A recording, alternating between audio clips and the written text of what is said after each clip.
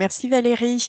Alors, ce module, il constitue vraiment la projection prospective de vos projets de territoire associés à un plan d'action.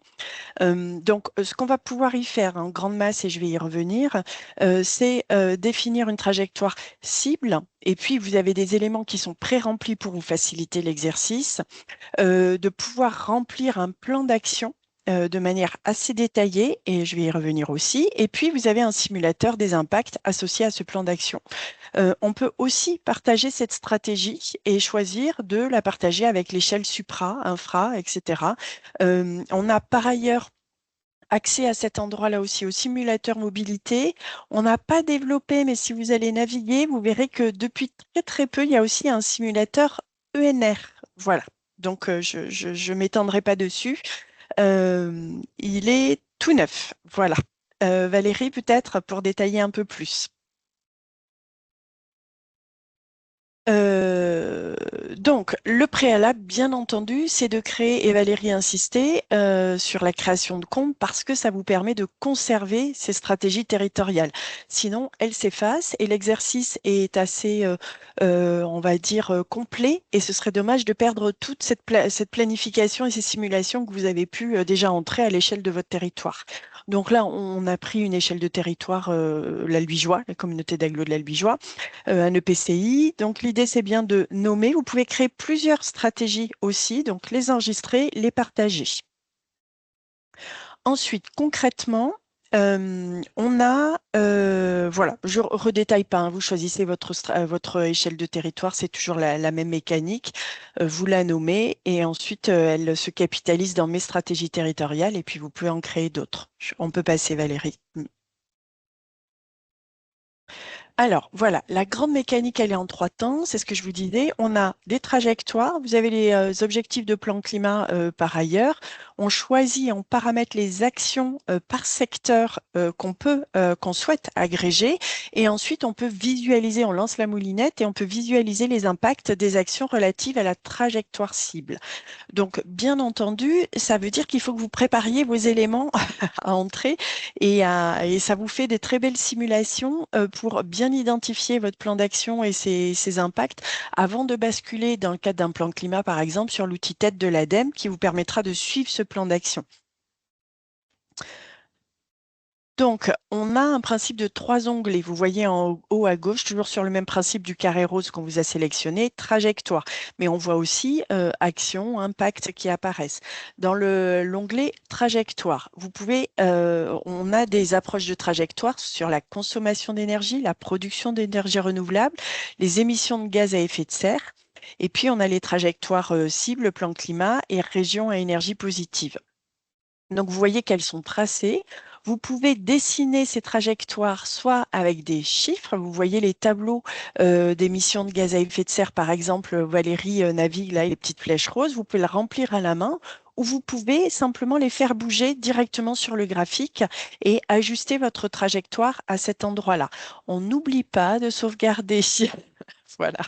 Peut-être à noter sur ce qui concerne effectivement à cet endroit-là les plans climat, c'est que vous avez la possibilité d'exporter au format du cadre de dépôt des plans climat de l'ADEME pour pouvoir réimporter dans l'outil tête. Voilà, on vous facilite l'exercice une fois que vous avez fait les simulations. Peut-être pour continuer.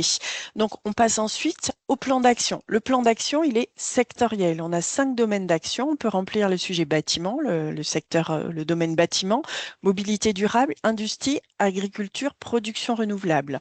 Donc, vous avez des leviers d'action proposés à chaque fois associés à chaque domaine, donc plus ou moins consistants. Vous en avez le détail là, il y a 23 leviers d'action.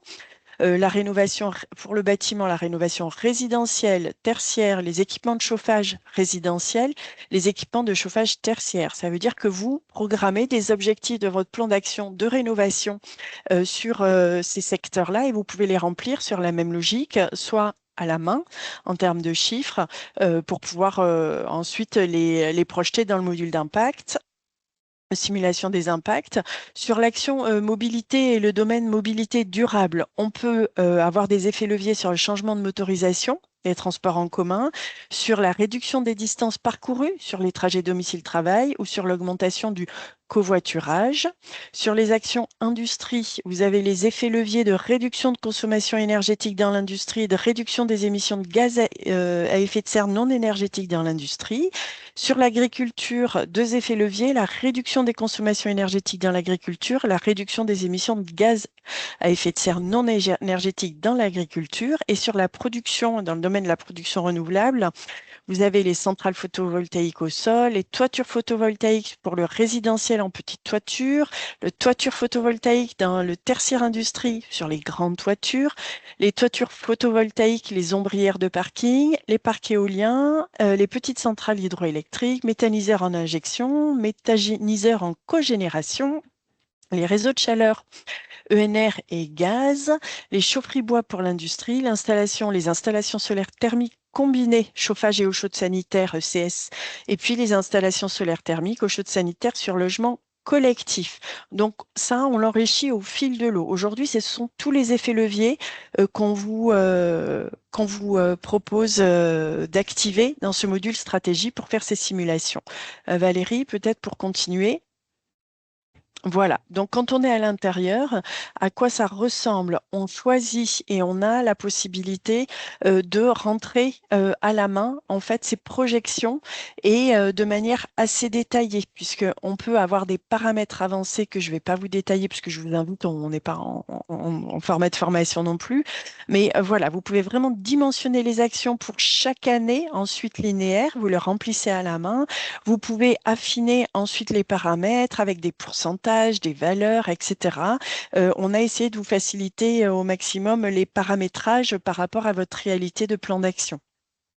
Pour continuer, peut-être, on arrive ensuite à la partie de mesure des impacts. Donc, en fonction de tous les domaines que vous avez remplis, les actions associées et de votre trajectoire cible initiale, il y a un simulateur qui se met en route et qui vous permet à la fois d'obtenir une simulation sur les impacts énergie-climat en termes de consommation d'énergie, production d'énergie renouvelable, émissions de gaz à effet de serre, et puis des impacts socio-économiques, c'est-à-dire, et là c'est pour vous, je vois passer une question sur les élus, aussi de véritables arguments sur votre projet de territoire, des simulations en nombre d'emplois générés.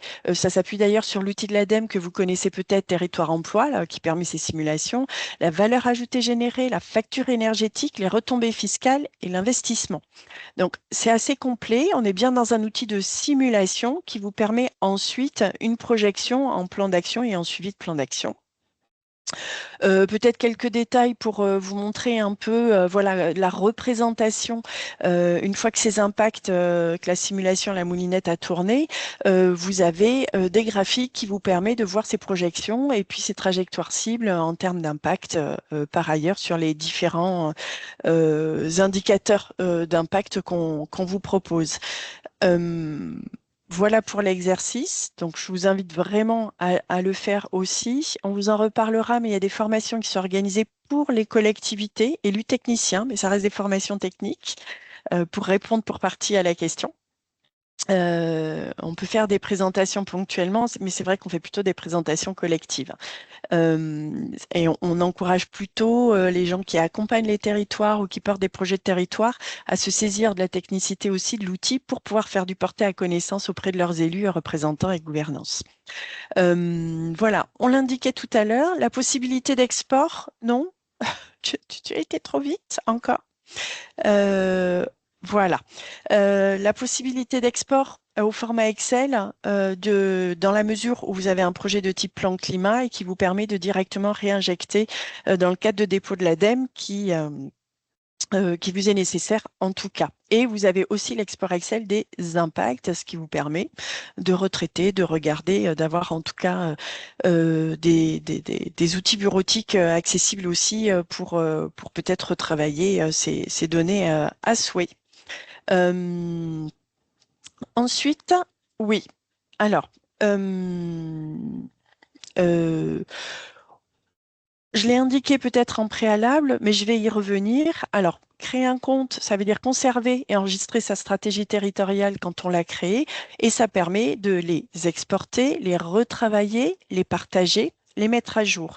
Et j'y reviens, si on reprend l'exemple des plans climat qui sont en phase d'évaluation pour certains en ce moment, ça permet, une fois que le plan climat est terminé, qu'on veut faire un bilan diagnostique et refaire des simulations, voilà, on rebascule de tête à l'outil Terristory pour refaire un portrait de territoire, une analyse et voir ce que donne la donnée, et puis réinterroger ces simulations de plans d'action pour mieux se reprojeter. Et tout ça, ça nécessite d'avoir bien enregistré ces stratégies et puis voilà, de les réinterroger périodiquement puisque les données sont mises à jour. Ça vous permet voilà, de remettre à jour aussi pour vous le volet plan climat sur la partie données dans la temporalité proposée.